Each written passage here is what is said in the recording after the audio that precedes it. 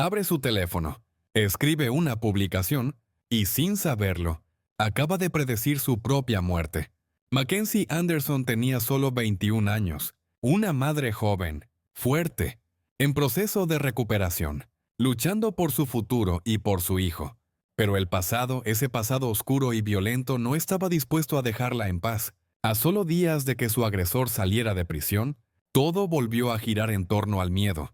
Mackenzie pidió ayuda, llamó, escribió, denunció, pero nadie llegó a tiempo. Lo que sucedió esa noche no solo estremeció a su familia, sino que dejó una huella imborrable en todos los que conocieron su historia. Por eso te invito a que veas este video hasta el final. Solo así podrás tener una visión completa de esta tragedia tan brutal y comprender cuán profundamente puede fallar un sistema.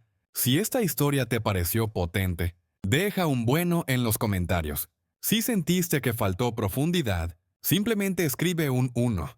¿Tienes una opinión distinta? Me encantaría leerla abajo. Y por favor, no olvides suscribirte. Es gratis. Y realmente ayuda mucho a que este canal siga creciendo. Gracias por estar aquí. Veamos cómo ocurrió todo esto. Permítanme llevarlos al epicentro de una tragedia anunciada, a los días previos al desastre, donde el aire ya se sentía viciado por el miedo y la inminencia de un mal que se negaba a ser exorcizado.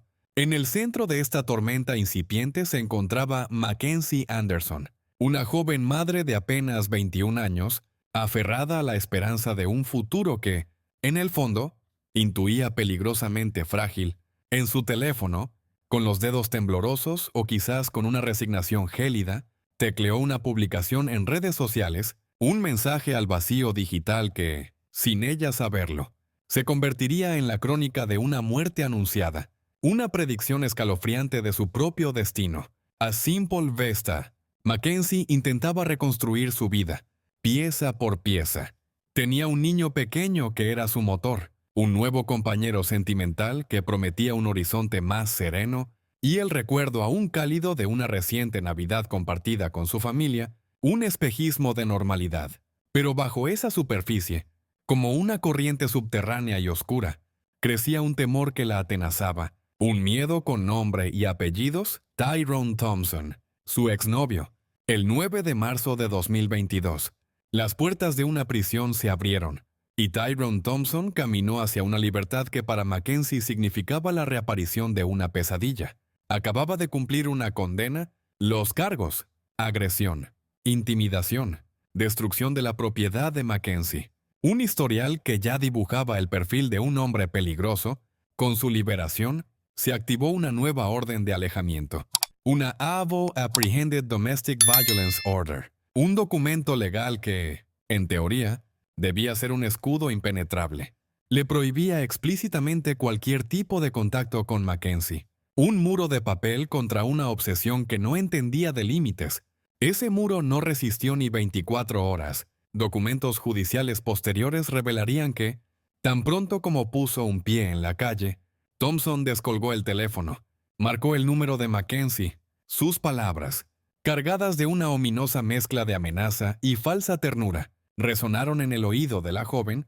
«Voy a por ti», le dijo, seguido de un «te quiero», que sonaba más a sentencia que a afecto. Ese mismo día, Mackenzie, en un intento de exorcizar sus demonios, o quizás buscando un eco de solidaridad en el ciberespacio, compartió aquella publicación, mitad sarcástica, mitad aterrada. «Estoy bien. Mi ex Tyrone acaba de salir de la cárcel por lo que me hizo y sigue comportándose de forma extraña y acosándome. No pudo aguantar ni 24 horas. Un grito ahogado en la inmensidad de la red. El destino, a veces cruel en sus giros, pareció conspirar a favor del depredador. Pocos días después, Mackenzie rompió su relación con su nueva pareja, Tyrone. Siempre al acecho, percibió la fisura, la oportunidad. Mackenzie, en un momento de vulnerabilidad, o quizás bajo una presión que solo ella conocía, contestó una de sus llamadas.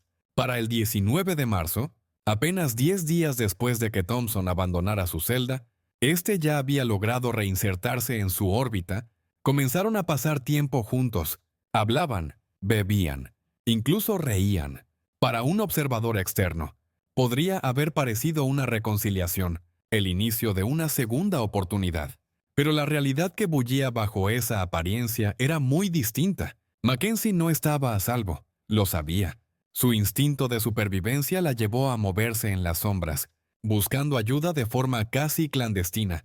Empezó a enviar mensajes a grupos de apoyo para víctimas de violencia doméstica. Indagaba sobre la instalación de puertas de seguridad, sobre la posibilidad de colocar cámaras de vigilancia. A sus amigos más cercanos les confesaba su miedo visceral. Les decía que Tyrone actuaba de forma extraña y obsesiva. Ella ya había demostrado su fortaleza en el pasado, lo había dejado, había testificado en su contra, había alzado la voz. Incluso llegó a publicar en una ocasión: ¿cuántas vidas más tienen que perderse para que la gente se tome en serio la violencia doméstica? El sistema os ha fallado por completo. Palabras que, leídas en retrospectiva, se convierten en un epitafio premonitorio, un escalofriante caso de presagio. Tyrone Thompson era un maestro en el arte de la manipulación. Sabía cómo deslizarse de nuevo en la vida de Mackenzie, cómo erosionar sus defensas. No temía mostrar su lado más desquiciado si eso servía a sus propósitos. El mismo 19 de marzo, en un acto de provocación y control calculado, cambió su foto de perfil de Facebook. La nueva imagen era una fotografía del pequeño hijo de Mackenzie, un niño que ni siquiera era suyo. Era una jugada diseñada para tocar la fibra sensible, para recordarle a Mackenzie la vida familiar que alguna vez, quizás, habían imaginado juntos, un intento de doblegar su voluntad. Y todo indica que funcionó. Una vez que Mackenzie rompió con su novio, durante los siguientes 6 días, Tyrone se incrustó de nuevo en su hogar, en su rutina, pero no nos engañemos. Aquello no fue una reunión pacífica ni una reconciliación idílica. Fue una coexistencia tensa, perturbadora, el preludio de la tormenta que se avecinaba. El ambiente en aquella casa de Mayfield se cargaba día a día de una electricidad palpable, anunciando la inminente catástrofe. La tensión en el hogar de Mackenzie Anderson en Mayfield había alcanzado un punto de ebullición. El 25 de marzo, apenas 16 días después de que Tyrone Thompson recuperara una libertad que nunca debió tener, la frágil fachada de convivencia se resquebrajó, desencadenando una espiral de violencia que culminaría en tragedia. Esa noche, la pareja compartía unas copas con un amigo, un ambiente que podría parecer relajado, pero que ocultaba la pólvora a punto de estallar. De repente, en un acto de provocación y demostración de poder, Tyrone arrebató el teléfono de Mackenzie. Con una sonrisa torcida, tecleó un mensaje desafiante al exnovio reciente de ella: «Soy más grande que tú». Y acá ya, una bravuconada infantil que, sin embargo, era la chispa que encendería el infierno. Mackenzie, comprensiblemente, estalló. «Devuélveme el teléfono», exigió, su voz cargada de una ira contenida durante demasiado tiempo. En ese instante, cualquier atisbo de reconciliación se desvaneció. Solo quería que él se fuera, que desapareciera de su vida para siempre. Pero Thompson, lejos de ceder, mutó. Más tarde esa noche, su agresividad se transformó en un sentimentalismo manipulador y pegajoso. Lloró, le profesó un amor tóxico, la acusó de no apreciarlo, invirtiendo los papeles, pintándose como la víctima. Era un torbellino emocional calculado para desestabilizarla. Mackenzie, sintiendo cómo el control se le escapaba, envió un mensaje escalofriante a otro amigo. Un intento desesperado de pedir ayuda disimulado bajo una falsa ligereza. «No me dejes sola con él aquí». Acá ya. Qué amargo suena ahora. Un velo patético para el terror que realmente sentía. Alrededor de las 9:30 p. OMS, el amigo presente en la casa logró convencer a Tyrone de salir a dar un paseo. Un respiro momentáneo. Una falsa tregua en la escalada. Pero Mackenzie, en el fondo de su ser, sabía que la tormenta no había pasado, que aquello era solo el ojo del huracán, y no se equivocaba. A las 10:10 p. La figura de Tyrone Thompson emergió de las sombras. Había trepado por una escalera hasta el apartamento de Mackenzie, ubicado en un segundo piso. Se deslizó dentro, violando una vez más la santidad de su hogar y la orden que le prohibía acercarse. Tomó nuevamente el teléfono de Mackenzie. Esta vez, su objetivo era la madre de ella, a quien envió un mensaje perturbador. Estoy con ella. Quiere que hable contigo. Una mentira urdida para sembrar confusión y ganar tiempo. Mackenzie despertó sobresaltada. El terror la invadió al descubrir que él estaba de nuevo en la casa, que su breve momento de alivio había sido una ilusión. Marcó el 000. El número de emergencias. Eran las 10:39 p. Su voz, entrecortada, ahogada por el pánico, apenas lograba articular las palabras. Mi exnovio ha irrumpido. Me he despertado y estaba en mi casa. Tengo una orden de alejamiento contra él. De fondo, la grabación de la llamada captó la voz siniestra de Tyrone. Cuelga, Mackenzie. Pero ella, en un último acto de resistencia, se negó. ¡No! Aléjate de mí, le gritó, su voz teñida de una desesperación que helaba la sangre. Informó a la operadora que Tyrone le había quitado las llaves, que la había amenazado con un objeto punzante. Recordó que normalmente había 2 de esos utensilios afilados en la cocina, pero ahora solo podía encontrar uno. Podría tenerlo él todavía, advirtió, su mente luchando por procesar el peligro inminente. En un último intento por alertar a alguien, Mackenzie envió un mensaje de texto a su amigo, el que había sacado a Tyrone a pasear. Tyrone ha vuelto. Serían sus últimas palabras escritas. El amigo, al recibir la alerta, corrió de regreso al apartamento. La puerta principal no cedía. Algo, o alguien, la bloqueaba desde el interior. Desesperado, atisbó por una rendija. La imagen que presenció lo marcaría de por vida. Mackenzie yacía en el suelo.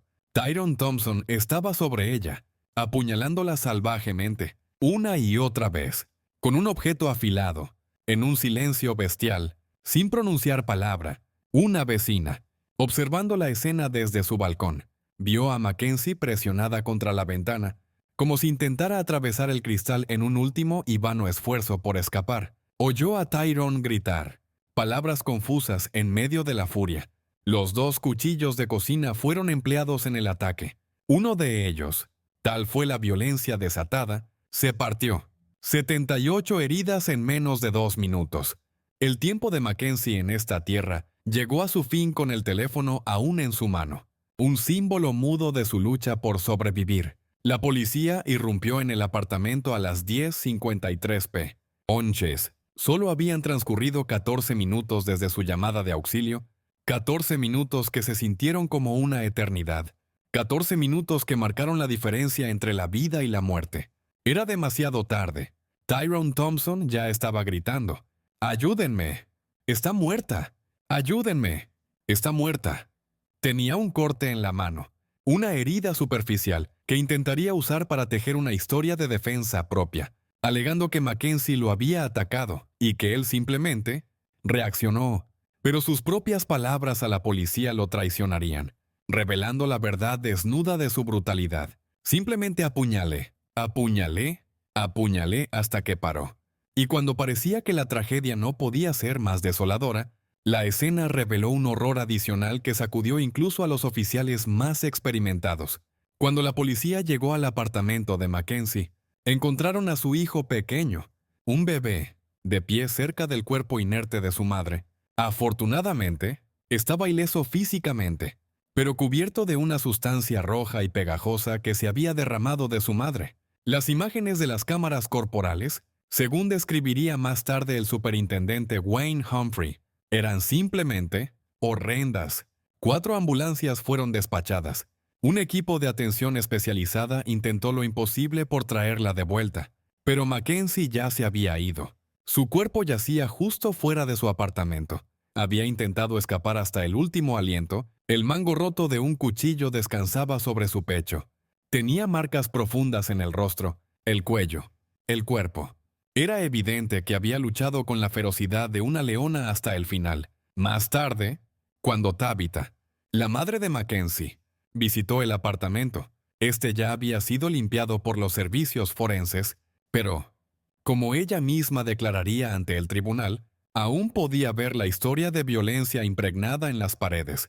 En el aire, vi un camino que llevaba desde el dormitorio, Relató, se notaba que intentó escapar. En el ordenador portátil de su hija, los correos electrónicos a los grupos de apoyo seguían abiertos mensajes pidiendo ayuda con cámaras, cerraduras, puertas, peticiones que solo obtuvieron respuesta cuando ella ya no estaba para recibirlas.